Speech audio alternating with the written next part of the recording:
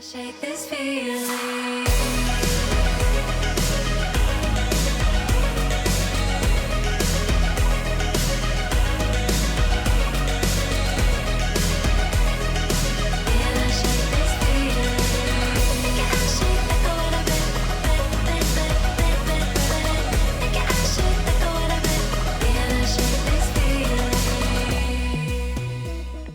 Cool. So welcome to Toronto. So you're here for the Friend Zone tour. Tell us a bit about the concept behind this tour and how a show on the Friend Zone tour would differ from one of your regular shows. Well, it's really for all the guys out there stuck in the friend zone. This is why we did this tour, to give them the opportunity to come out and kind of help them get out of it, the friend zone. Because I've been in the friend zone my whole life with different women, and it's a very sensual show. Yeah, it is like the visuals, or it's like mostly just life advice. And So you'll be giving us advice up there on stage yeah, tonight. it's kind of like a mix of like a Steve Jobs symposium and a rave. So we don't wear turtlenecks. Yeah. But like in the house music, it's like one of us will step out and be like, guys, like if you're having a hard time out there, like So turn to your friend next to you. Take down the music and you'll come out on stage and Touch your friend next to you. Yeah. But no, I mean it's cool. We're playing a lot of our own music. We have this big stage production that we built specifically for this tour. It hasn't been used for anything else but this tour. And we have a ton of new music that we're always making, and this is like our show, and that's different because a lot of the places we go to, we play like rooms that maybe 50% of the people are there for us, and 50% are there every Friday, regardless of who's playing. And those are still great shows, but this is something we can really like be full 100% Chainsmokers start to finish, and we curate the support acts. So like we have a great the dynamics of music from start to finish is like really strong. Whereas Matoma's the man. Do you know Matoma? yeah, he's opening for you tonight, right? He's the fucking shit. He's my favorite person. Yeah. Do you know that he is a Norwegian ski champion, and he's also a sniper for the Norwegian Army? That's true. And a silver medalist swimmer. And what time's he on tonight at? Before us. I think he's on at like 11. Yeah, that sounds right. So since this is like your own tour and people are here just for you, like you were saying, they're not just like here every week, are you able to kind of dig into your back catalog and play some of your really old stuff like Erase, like The Rookie, like way back old Chainsmokers? Those two songs, we don't play those two. Oh, you we don't? play like all our old remixes like Julian and Right. Dreaming, and it's really interesting though now because like I feel like people that have followed the Chainsmokers for a long time know us like through different phases. Like there was like the remix phase, that was before Selfie. We like would come to Toronto and play the Hoxton, sell at the Hoxton. That was like it's one of my favorite clubs, by the way. And then there was a Selfie phase where like we just broke into the mainstream, and that was like a huge thing. And now we're in like the Roses phase, which is like we're finally made it to like what we were actually trying to do the whole time, but it just took some time to figure out what that was, and you're gonna see a lot of like consistent content that's like along the vibe that we're going at now. I feel like we found like our own unique spot in dance music, which is really hard to do right now because everyone's making it, and we're just gonna crush that now. And just out of curiosity, why won't you play Erase or The Rookie? I love Erase personally. It's That's one of so my funny. We talked about Erase twice today, which is more than we've talked about in the last 2 months. I mean, it's a great song. It's just really old, and I mean, something. You just don't think people will know it, or Yeah, it's just not the vibe. Even in India, I don't feel like they like didn't know it. No, yeah, we played it because it had its starring Priyanka Chopra, who's like the Angelina Jolie of India. But Bollywood. a good example though, just to finish that, is that like we did a song with Matoma in the back of the bus like yesterday. It's not done, but it's like it's playable. Awesome. So and like no one heard it. We premiered it last night at New City Gas. He came out and did his last song, and that's something that's really cool about this tour is we're just gonna be doing a lot of that, and we want to like collaborate with the support acts that are coming on the tour, and That's for you. and perfect. cheers. You want one? Hell no. Alright. Yeah, so you were saying you premiere new music, so are you using this tour to premiere a lot of new music, or are you kind of done with the new music now that you put out your EP? You know what? I'm really torn about it. We do play new music, but I get honestly nervous because our next two songs are so fucking good. Artistically, I feel like they're what I've been Your trying two to make. upcoming songs. I'm so excited about them, and I'm worried that like people are gonna be. I'm almost concerned about exposing people because everyone pulls out their camera and like films it, and it just makes me nervous that like I'll ruin its potential by like playing it out. But we definitely do try it. And when are we gonna hear those like officially? 2016 probably, like first couple months. Yeah, and do you ever get nervous dropping a vocal track, like a brand new vocal track on a crowd? Because I've spoken to DJs before who are like, I would never do that. It's a huge risk. Yeah, well, that's exactly what I mean. It's just it feels like. I mean, it's like a funny balance because you want people to know. It's funny when you look at like we were just talking about like trap music. Like I feel like trap music is like it's cool if you don't put out the song. Yeah. Somehow the whole trap community finds out about the song before it's even out, and it's like only the dope and like DJs will only play it if no one else can play it. So it's like a weird balance. But with vocal tracks, you're right. Like if you give up those words and those melodies, sometimes like it loses its effect, or someone will like.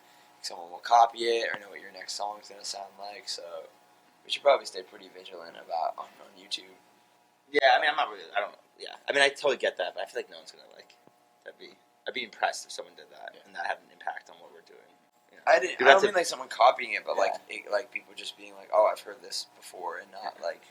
Yeah, I mean, I feel like that would be true, but now you realize how big the world is, and it's like that's another thing too. 1,000 people that are gonna fill this room. It's like. If the song is what it's supposed to be, that should have no bearing on.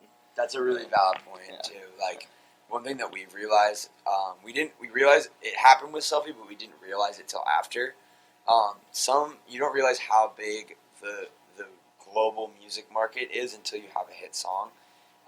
Because before Selfie, we had like 20 number ones on Hype Machine, and we thought like everyone knew about us. No one fucking knew about us, you know. Well, Hype Machine's just within a certain niche, right? Right, exactly. I mean, it's important to have success on Hype Machine, but it's not. It's like even having a million plays on SoundCloud is like nothing. Right. 2 million, nothing.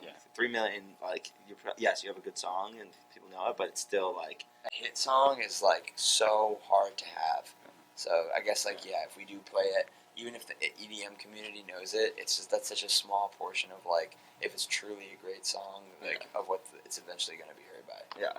Like Lean On had like 50, 60 million plays on SoundCloud or something. Song of the summer. Yeah, but that's like that's an example of a song that like if it's that good, that's how big it's gonna be. Yeah. So you mentioned Selfie. You're almost 2 years removed from that song now.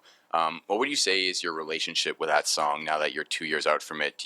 Are you still proud of it? Do you kind of want to try to distance yourself from it? Like both of those things. Both. I'm very proud of that song. Yeah, that song is one of the most clever things that we've ever thought up.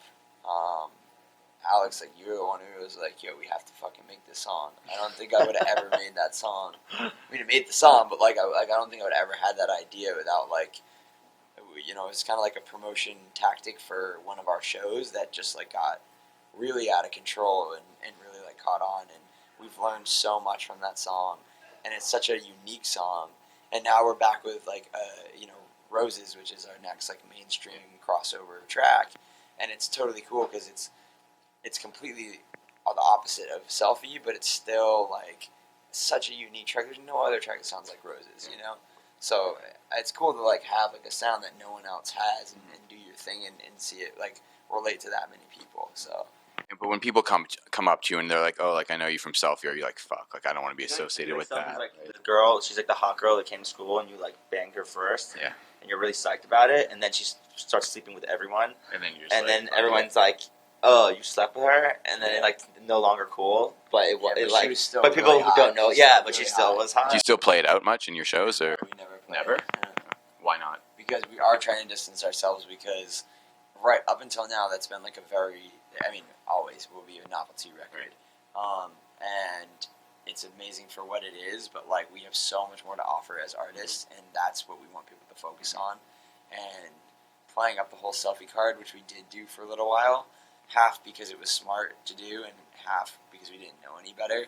There's a lot of things we did, like go on American Idol, which were like, made ourselves look like idiots. But I don't blame you. I mean, it's not. But you don't know. Yeah, exactly. Think about it. If you're some kid that like comes up and all of a sudden like you have this song that goes huge, and your manager's like, "Do you want to go on American Idol?" We're just two dudes. We're like, "Yeah, we're trying to experience everything in this life," and then you do it, and then like you get vilified for it. It sucks. You live and you learn, but like that's why that happened, you know. Exactly. And so building off of that, I mean, 2015 has been huge for you guys. So many new releases, and you've really shown, you're versatile, you have depth, and you've every song you've been putting out has just been completely different from the last. Has that kind of been like your strategy, just to show how much depth you have, how versatile you are, just to show that you could like experiment with all these different genres and that you're more than just a one hit wonder? Was that the release strategy when you?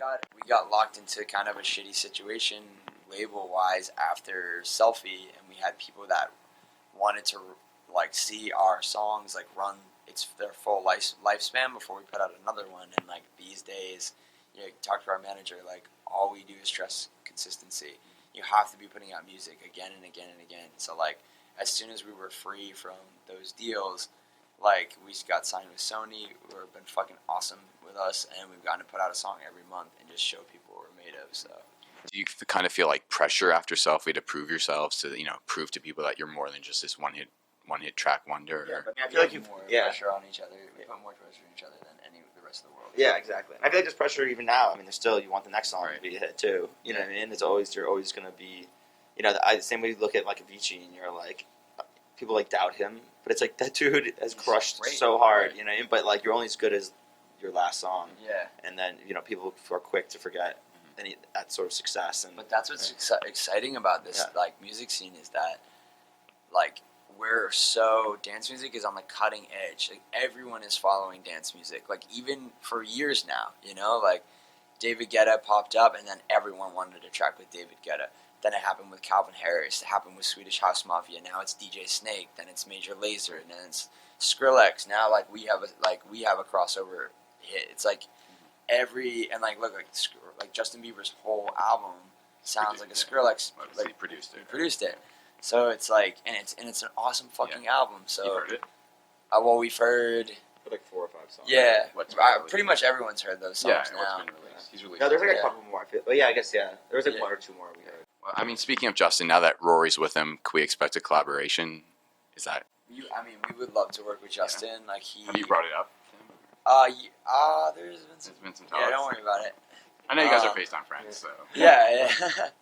He's such a talented person, and forget about like the musical side. Like, I don't even really know him. I've talked to him on FaceTime with Rory once or twice, but like that's about it. But like, just to like see like getting like a little taste of like fame and exposure that he has had, to see how he's like dealt with it and like gotten shit on, and then now he's like loved again. Like I can't imagine like being able to manage my personality enough to go through that shit. So to work with an artist like that would be like an honor. So, like I was saying, a lot of your recent releases, they've all been so different from one another. So, do you feel like you kind of have that Chainsmokers sound yet, or are you kind of still trying to find that? Like, do you think you have that signature sound, or? I think it's always just changing based on That's for you. the tempo. Of Another one, eh? I feel like we weren't trying to make trap music and down tempo stuff like a while ago and that sort of thing, and now we're like it's like really fun to mess around with that stuff. So it's always just, I think it's just a process of self discovery and new sounds. So you haven't new found it instruments. yet, you don't think? No, we kind of have though. Yeah, So, yeah. like- I mean, you have, but it's not like done in this. Right. The So Chainsmokers. you have like New York It's City, which always is like kind of like a developing. love ballad. Good Yeah. Intentions, which is like alt rock kind of. Yeah. I mean, like Kanye's. But that's kinda what's like fun for poppy. us, Right. So Just you like keep just pushing playing it, around, yeah. just. So what do you eventually want to settle on as your sound, or you don't know yet? They will never settle. That's what our sound is. It's you won't expect what our next song is gonna sound like. That's why Kanye's so dope. Yeah, He's just changing. Kanye's a fucking legend. Like That's why that you wrote a dude's song about him. for real. Every album is a completely new artistic vision, and everyone goes for it every single time. Yeah. There's at least 3 or 4 hit records. Yeah, exactly. So yeah, I just want to talk a bit about remixes. That's how you kind of got your start. A lot of great remixes. Now you're kind of, or in the past few months at least, just been doing only originals. Do you kind of have to balance between originals and remixes? Do you just do kind of whenever you feel like it, like a remix original? Do you keep track? Is there a plan? I mean, we used to do a ton of remixes because we just didn't have access Right. to the vocals, and I think we weren't confident enough to put out that type of music at the time. But now I think we are more than confident, and he's writing a ton and singing a ton, and it's more fun to do that. You get way more respect and credibility making original music. But I mean, there is something fun about when we remix and stuff. Honestly, we've developed so much over the past 3 years, and the reason we started remixing is because we couldn't get good vocals for our tracks. So we'd hit up all these indie artists and like get their vocals and produce those out, and we built ourselves out that way. And then we got to a level where you know, we were like getting tons of writers writing like top lines for us, which pretty much every DJ does. And now we're at the phase where we're writing all the songs, you know, and now I'm even singing on some of them, like Roses. You know, we're sitting in the studio writing all those words, and like that is the most empowering thing that I think we've achieved, is that people want to hear what we want to say, and they want to hear us actually say that, which is awesome as a DJ because it doesn't happen very often. So would you say you've moved away from remixes? You're trying not to do as many? The thing about remixes is it's just that you're working with someone else's artistic vision. But you guys do like a damn good job on the remixes, like Overload, like the Bandit one. Like, thank you. We try as hard as we can. Dreaming is one of my favorite songs. Like, yeah, Dreaming was like a really big. I fucking love that song. It was like kind of, I don't like the start of Tropical House almost. It was like progressive Tropical House, but that was the first time that pluck was used in that way. And then, but you're more trying to stay towards. I mean, it's just there's no time. I mean, literally, like we wanted, you know what I mean? Like I thought we were gonna take a nap, and then it's like, oh, no, we got an interview, and then no offense, we're happy to be here. Yeah, but like there's always something different and like always happening. I mean, for the it's just there's very little time in the day. So when you think about like what will bring you the most, it's original. You know what I mean? But we have like 4 remixes that are like queued up, but we can't like commit to them. We always say like send us the stems if we like feel inspired. Then we'll so at this point, people are reaching out to you for remixes. You're not going to the artists. Sometimes we are. Yeah. Sometimes we hear a song that we're like, we have to do it. Yeah. But we don't try to remix things that we don't think we can improve. Like if we think we can improve it or give it another take, we'll hit them up. But like if there's some songs that are perfect that are like, this remix might get a lot of attention, but this is a perfect song. You know. So one of the things I love about you guys is how you're kind of past the need for blog support, yet you still reach out to bloggers. You still send them like personal emails. Like that's how we started talking. Why do you still do that? You know, why do you still take the time out of your day to reach out personally to bloggers and make sure your stuff I feel like that like it's kind of weird because I feel like blogging is dying again. Like it was like up and then down and up, but now with Spotify and playlisting and all that shit, it's kind of like putting a cramp in that stuff, but it's still like relationships with people that are like in love with music and love working in the industry. So whether or not like at that point in time the blog gets 5 hits or 50,000, I'm down. I don't know what blogs do that, but like your idea maybe on like a Skrillex article, but like it's still important because you love music. You know what I mean? You're passionate about it. You like support us to people people look to you. I'm sure regardless for suggestions and tips and tastes. So having that relationship is just important in general, and it's cool because like it starts the fire. It's like grassroots. It's like we send it to you, and then maybe you don't like one or you like it, but if you really like it, then you'll probably tell more people, and that's how you're just helping the cause or whatever. You also can't look at it as just like numbers that like hit a blog. Like the people that go to your blog, the fact that like less people go to blogs now means that they're more interested people. So it's almost like you have a higher quality. It's more hits. Like focused. Yeah, exactly. So it's not just like you got 100 hits on that article. You got 100 kids that really like music that are really just in the scene in general. That's why they're following your blog.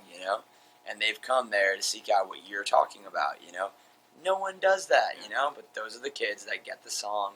They play it for all their friends. And they're the tastemaker in their own little situation. So you have a really important fans still. Yo, Keo, I'm so sorry about this, but we're about to get real emotional with you. So Rory used to be our homie.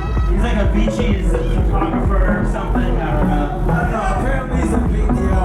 Now he's with Justin Bieber, and he came on tour with us.